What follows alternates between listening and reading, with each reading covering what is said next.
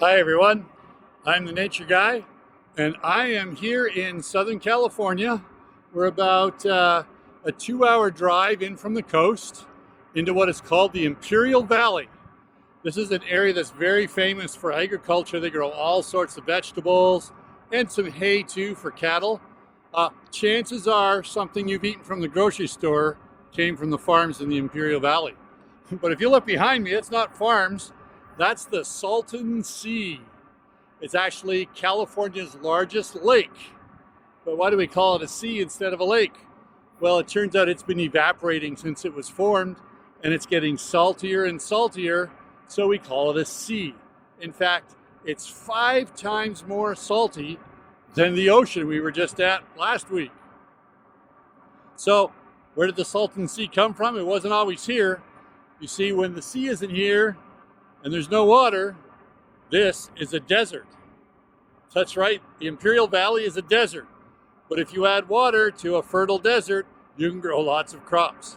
So where did all this water come from? Well, it turns out that every once in a while, the Colorado River gets really full and overflows and fills up this Imperial Valley and creates a lake or a sea. And this has happened several times over the centuries. And because it was sometimes a lake and sometimes dry and sometimes a lake and sometimes dry, the lake deposits all sorts of great minerals and nutrients, so the soil is really fertile, and that's why the Imperial Valley is so famous. But this last filling of this valley was an accident caused by man. You see, back in the 1800s, they built canals to divert some of the Colorado River to places on the coast so that places like LA and so forth could have fresh water to drink. Well, something happened. It was a big storm, I understand, and the canal burst and it started filling up this valley, and it actually went for months and months before anybody even knew there was a leak. And so there was now a new lake that we now call the Salton Sea. So it's just about sunset now. Let's see if you can get a look of what this looks like in the sun. It's actually really gorgeous. Hope that's not too bright in your eyes. But when the sun sets here over the mountains, I can see the chocolate mountains in the other side over here. That sounds pretty nice, but that's more desert too. This is just a very interesting place because of its history, but also because of what lives here. Because of the water, lots of things like the Imperial Valley. Let's go take a look.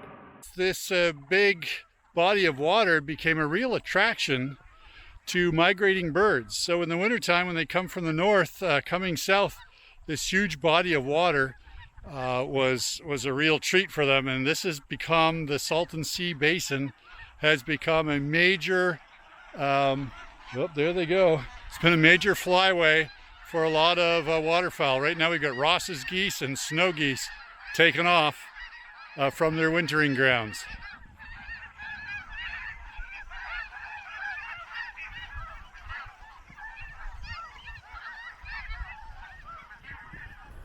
So it's really interesting when you look closely at the beach here.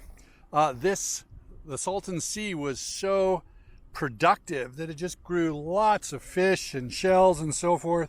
So that if you just turn up the sand here on the beach, it's really not sand, it's fish bones and scales and shells. Some places it's almost all shells, some places it's almost all bone. But this white sandy beach is actually the dead stuff from a very productive Salton Sea. So what's the lesson we can learn while we're down here at the Salton Sea? Well, our God is in the business of making things right. When we make mistakes, just like the Salton Sea was a mistake, He can turn our mistakes into better things for us. He doesn't want us to make mistakes and hurt ourselves and hurt others, but even when we do that, our God is so powerful, He can make things work together for good for those who love God. Well, that's our lesson for today. See you next time, and I don't know where from.